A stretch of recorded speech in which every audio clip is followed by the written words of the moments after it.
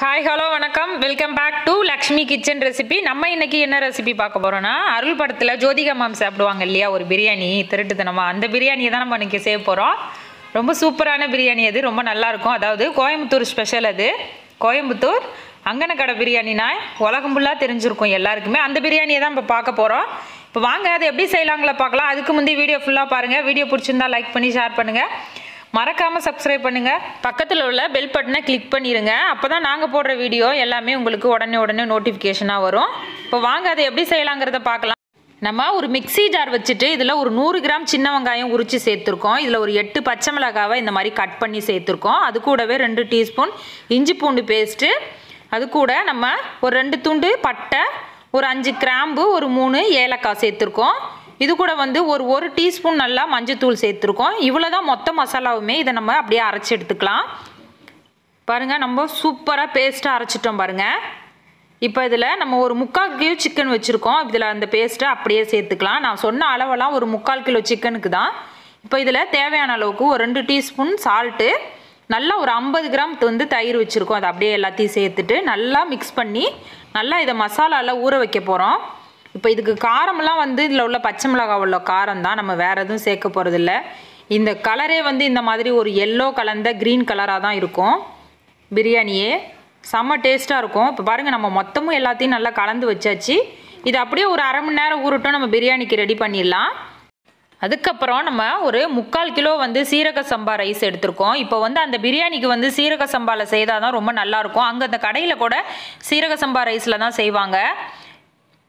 இப்போ அது நல்லா ஒரு அரை மணி நேரம் ரெண்டுமே ஊறிடுச்சு. இப்போ அதுக்கப்புறம் வந்து ஒரு கடாய் வச்சு 50 கிராம் ஆயிலும் 50 கிராம் நெய்யும் சேர்த்துருக்கோம். நல்லா சூடானதுக்கப்புறம் நம்ம வந்து இதில் வந்து பட்டை கிராம்பு தாளிக்க போகிறோம். இப்போ பாருங்கள், நம்ம ஆல்ரெடி அரைச்சிருக்கோம், அதனால் கொஞ்சமாக சேர்த்துக்கலாம். பட்டை கிராம்பு ஏலக்காய் இது 3 தான் கொஞ்சம் சேர்த்துருக்கோம். இப்போ இதில் வந்து ஒரு 1/4 கிலோ வந்து பெரிய வெங்காயம் இந்த மாதிரி நீல வாக்கில் வெட்டி சேர்த்துக்கலாம். நல்லா வந்து வெங்காயம் வந்து நல்லா வதக்கணும், அந்த அளவுக்கு நம்ம வந்து வதக்கிக்கலாம். நம்ம சீக்கிரமாக வந்து வெங்காயம் வதங்கினா ஒரு மாதிரி மூடி போட்டு நம்ம வேக வச்சிட்டோம். ஒரு 2 நிமிஷமே வதங்கிருச்சு நல்லாவே. வெங்காயத்தில் உள்ள நல்லா கலர் சேஞ்ச் ஆகிருக்கு பாருங்கள். இப்போ இந்த ஸ்டேஜில் வந்து ஒரு 2 பச்சை மிளகாய் மட்டும் இந்த மாதிரி கட் பண்ணி சேர்த்துக்கலாம். இப்போ நம்ம ஆல்ரெடி வந்து மசாலாவில் வந்து ஒரு 8 மிளகாய் சேர்த்துருக்கோம். இது கூட வந்து 2 சேர்த்து மொத்தமாக வந்து 10 மிளகாய் கிட்ட சேர்த்துருக்கோம். இப்போ பாருங்கள், நம்ம ஊற வச்ச அந்த சிக்கனை வந்து இந்த மசாலாவோட அப்படியே சேர்த்துக்கலாம். நல்லா ஊறி இருக்கு பாருங்கள், நல்லா கலர் சூப்பராக வந்திருக்கு பாருங்கள். இப்போ வேறு எந்த மசாலாவுமே கிடையாது, இவ்வளோ தான். ரொம்ப சிம்பிள் தான் இந்த பிரியாணி செய்கிறது. இதில் உள்ள அந்த பச்சை மிளகாய் காரம், நம்ம அரைச்ச பட்டை கிராம்பு வாடை, இவ்வளோ தான். ரொம்ப ஈஸியான மெத்தட் இந்த பிரியாணி. இப்போ இது கூட வந்து நம்ம தேவையான அளவுக்கு கொத்தமல்லி, புதினா நான் ஒரு கைப்பிடி சேர்த்துருக்கேன். நல்ல ஃப்ளேவர் இது கொடுக்கும். நம்ம இந்த ஸ்டேஜில் சேர்க்கும் போது நல்லா இதை மாதிரி எண்ணெயில் நல்லா சிக்கனு மசாலாலாம் நல்லா ஒன்று சேர்கிற அளவுக்கு நல்லா கிளறி விடணும். இந்த ஸ்டேஜில் வந்து நல்லா எண்ணெயிலேயே இது வந்து சிக்கன் வந்து வேகணும். நம்ம அதுக்கு வந்து ஒரு நல்லா மூடி போட்டு ஒரு 10 நிமிஷம் நல்லா வேக வைக்க போகிறோம். இப்போ பாருங்கள், நல்லா நம்ம மூடி போட்டு வேக வச்சதுனால சிக்கனில் உள்ள தண்ணியெல்லாம் எல்லாமே நல்லா வெளியில் வந்துட்டு சூப்பராக வெந்திருக்கு பாருங்கள். இப்போ இந்த ஸ்டேஜில் வந்து நம்ம இதுக்கு தேவையான அளவுக்கு நான் இதே கப்பில் தான் எடுத்திருந்தேன்.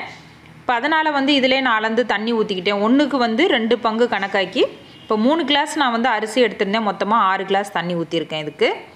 இப்போ இதுக்கு தேவையான அளவுக்கு உப்பு சேர்த்துக்கலாம். இப்போ இது சேர்த்துட்டு ஆல்ரெடி சிக்கன் வந்து நல்லா வெந்திருக்கு, 3/4 பங்கு வெந்திருக்கு. இன்னும் கொஞ்சம் நேரம் வேக வச்சா போதும். இப்போ இதுக்கு கூட வந்து நம்ம கொஞ்சமாக இன்னும் கொஞ்சம் கூட கொத்தமல்லி புதினா 2 சேர்த்துக்கலாம்.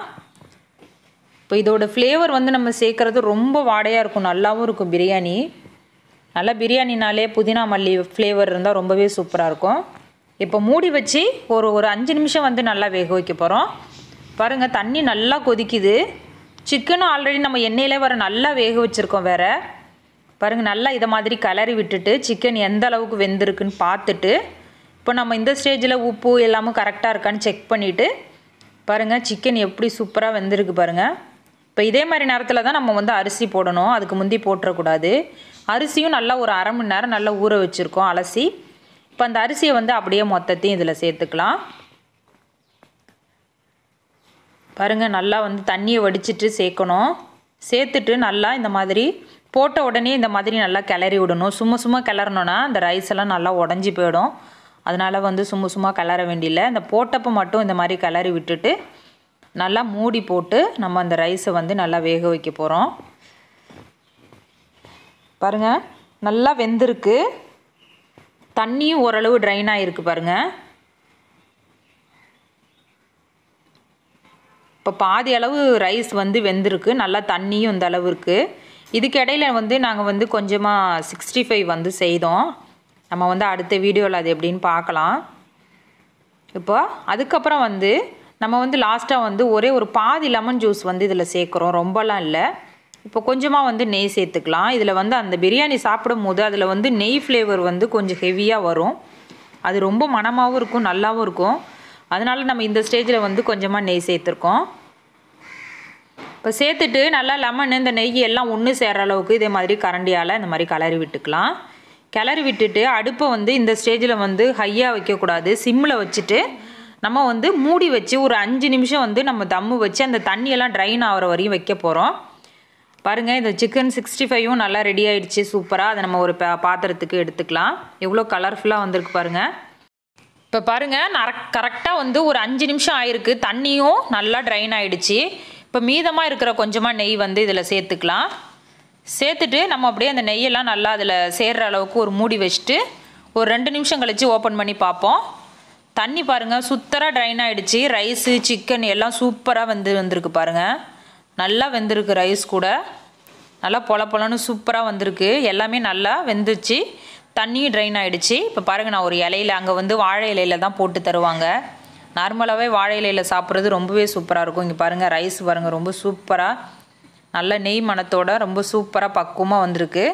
பீஸ்லாம் பாருங்கள் ரொம்ப செம்மையாக வந்திருக்கு பாருங்கள். இதே மாதிரி கலரில் தான் இருக்கும். அங்கே ஒரு க்ரீனிஷ் கலரில் தான் இருக்கும் பார்க்குறதுக்கு. ஆனால் ரொம்பவே சூப்பராக இருக்கும். சாப்பிட்றதுக்கும் ரொம்ப நல்லாயிருக்கும். நீங்களும் இதே மாதிரி வீட்டில் ட்ரை பண்ணி பாருங்கள். இது பார்த்துட்டு உங்களோட ஃபீட்பேக்கை எனக்கு கமெண்டில் சொல்லுங்கள். மறக்காமல் எனக்கு சப்ஸ்கிரைப் பண்ணுங்கள். பக்கத்தில் உள்ள பெல் பட்டனை கிளிக் பண்ணிவிடுங்க. உங்களோட ஃப்ரெண்ட்ஸ் ரிலேட்டிவ்க்கெலாம் ஷேர் பண்ணுங்கள். தேங்க்யூ ஃபார் வாட்சிங். உங்கள் லக்ஷ்மி.